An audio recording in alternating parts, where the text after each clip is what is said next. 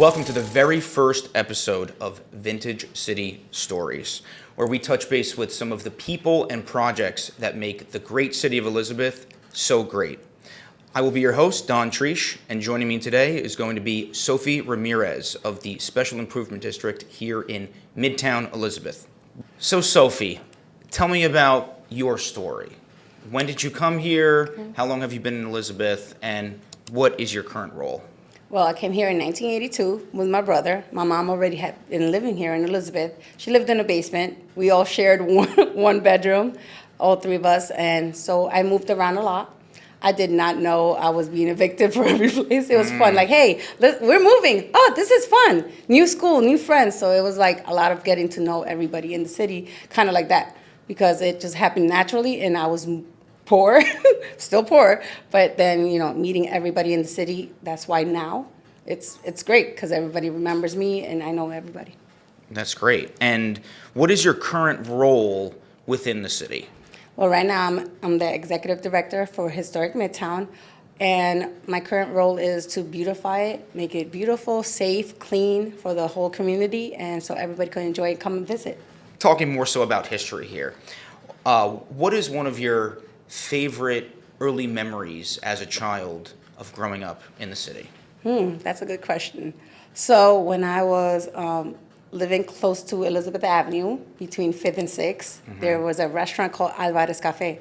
So it was like my favorite place because we would go on the weekends, and that was like a treat for me, and that was great. Also, another memory was visiting the Easter Bunny in C.H. Martin. Okay. So coming shopping on Broad Street, it was like the thing to do. It was like Christmas every time that we've been here because, we have some money and we could buy something that I asked like for 5 years ago. So yeah, it was great. Nice. Tell me something that people might not know about your role and your journey getting there. Might not know, okay. It just happened that I popped into this role without even knowing. I had resigned for another previous position, and I was right here in Vinty. And before I stepped foot out, Gail reached out to me, say, it's great seeing you here in the office. You're always happy. I was like, yeah, well, you're not going to see me any longer because I'm leaving. She's like, what do you mean? So 5 minutes later, Sal Garcia comes into my office. Hey, we're looking for this. I'm like, I'm not interested. And he's like, no, but we're doing this. I was like, I'm good. So thinking it over that night, and I was like, you know what? I'm doing this already. Why not just do it? And I said yes, and it's been like 2.5 years. No, wait, you know what? It's been a year and a half. That long already? Yeah. Excellent. So the Special Improvement District, can you give us a little bit of background on what the general mission is for it and what your vision looks like going forward now in 2025 and 26? Yeah, well, it's a safe place to come. Train station's right here. They spend $74.5 million to creating this beautiful train station. It's not really being utilized because we need to start building Broad Street, Midtown, to get the people involved and come here, shop, dine, and invest in the city. And instead of going somewhere else, we should have everything here in the city. So can you tell us about some of the recent events that the SID has put on and anything else that's coming up pretty quickly? Yeah, we just did the Easter egg hunt. Next is going to be the bike tour, the Tour of Elizabeth. Everybody should come on May 22nd. And then we're going to have our Midtown car show. Excellent. So the car show is on September 27th. And it's going to be phenomenal. It's going to be amazing. It's like nothing anybody has ever seen yet. Got to mark the calendar for that. Are you riding in the bike tour? Yeah, I'm riding. Okay. Absolutely. Excellent. I'm going to see you out there then, because I'm going to be on 2 wheels as well. Let's go. And so tell me about what the turnout for Easter. I heard it was, excellent, as they say. It was definitely excellent. So we had over 400 people attending. Great. 200 registered, 20% of them came, and everybody else was, not registered. They just show up. Yep. That's great. We're going to have to get more eggs for next year. Oh, absolutely. Great. That's excellent. Okay. So you've been in the role for about a year and a half. What would you say is a project that you're most proud of here in Midtown? There was a lot of them. let's see, putting planters out there, making it beautifying Midtown, the stars on the streets because there was, the lighting was dim.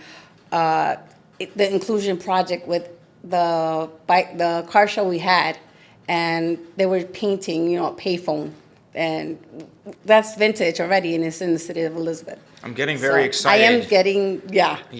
So you're speaking about beautification, and I'm sure a lot of residents have noticed that some of the payphones within Midtown that have remained over time are now being painted. Can you just touch on exactly what's going on with that project? Yeah, so those payphones were meant to be taken out, right? So I met someone here called Lauren. She's a phenomenal artist, and she went out there and she saw the payphones. She said, "Oh my God, I would love to do them." So there's the 8 of them. So 8 of them will mean something different. She did one around like a breakfast place. So she did eggs and bacon, and she put reconnected with the cereal. So that was great. The one next to McDonald's, she did a gator. So it's later gator, and one to jerkies. That one she made a Jamaican and Haitian theme. So they're great. The one by Rainbow, she took that one and did like autism awareness. So that project, we did that in last year's car show. So that was great. Excellent, excellent. So there's a lot of people involved in community development and pushing our great city forward, obviously. But what do you think has been one of the best aspects about working with the community over the last year in your role? I discovered that a lot of people have the same passion as I do in helping Elizabeth grow and bringing it back to like the 80s when, we were kids and having Broad Street fill up like if it was Macy's, like New York City. So that's what I'm like, wow, there's a lot more people like me. All I have to do is like, hey, or this is what I'm doing. And they're like, we want to be part of it. So that's a beautiful thing. I appreciate that passion. Obviously, I share that, and I think there's a lot of people within the community that have been touching base with us and other members, and it's nice to see things come to fruition pretty quickly. Yeah, absolutely. Because there's a lot of people say, oh, somebody should do this, should do that. Okay, we are that somebody. Why can't you do it, I'm that somebody. Let me do it. It takes a village, that's for sure. Yeah, that saying is right. So if you had a magic wand, you could wave it over the city, what is the one thing that you would change right now? The one thing, have a lot of foot traffic, but that one thing to just get the foot traffic here, you have to like give CPR to Midtown, get the shops going, the restaurants and attractions so people could come shop, visit, dine, and invest. It's a lot of not just one thing, but I just want to wave that wand and remember it back to how it was popping and booming. So It's all interconnected. yeah, There's a lot of work that goes yeah, in. it's reconnected, kind of like the payphones. There you go. Yeah. Maybe that's where she got the title for it from. There you go. We'll have to ask her. Definitely will. So, on a kind of a block by block, street by street level, what immediate opportunities do you see or kind of in your grasp that you see programming being able to happen and elevate those spaces? Oh, absolutely. Those absentee landlords.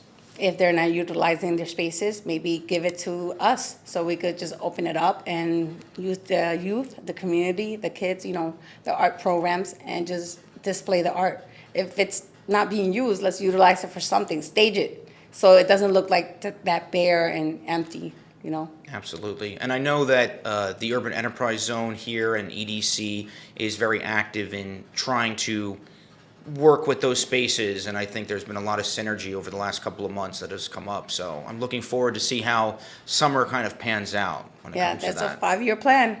Absolutely, yeah. As you're well aware, being here in Midtown, there are many fantastic places to eat, drink, and entertain. Now that the weather is changing for the spring, are there any that you find yourself frequenting a little bit more than others? This is a tough question because there's a lot of them. There's Jerky's, First Republic, there's City Tavern, there's Leo's Pizza, there's Queen's Pizza, there's Arepas, and oh my God, I could go on and on and on, and there's a list. Pica Pollo, there's a new Dominican spot right here in Midtown. So I haven't tried that yet. yeah, you need to. So I know that there's a lot of inspiration that strikes every day walking the streets here of Elizabeth, but has there been a group or an individual that has inspired you recently? Well, Manny Medina. You know, Manny Medina, he's the coach for the Amora Youth League, and they're doing phenomenal. He's got over 600 kids and parents to deal with. Wow. You know, so we did the walk when they did the spring, you know, the opening, and it was phenomenal just to see all the kids being happy, and that he inspires me. Yep. So being in a leadership role, could you provide us with some advice for some of the young leaders that are coming up here in Elizabeth and Union County? Be yourself. Follow your passion. If there is a passion, there's no price tag. What do they say? If you love what you do, you never work a day in your life. Yep. It's definitely a labor of passion. Absolutely. That is for sure. Look how passionate I am. I work here. I live here. That's how much it. more passion? We're all locked in. Absolutely. Same area, You yeah. too, right? Yeah, that is true. That is true, yeah. So, Sophie, I wanted to thank you so much for your time today and your insight on some of the projects that you're doing here in the city. Is there anything that you want to just tell the audience before I let you go?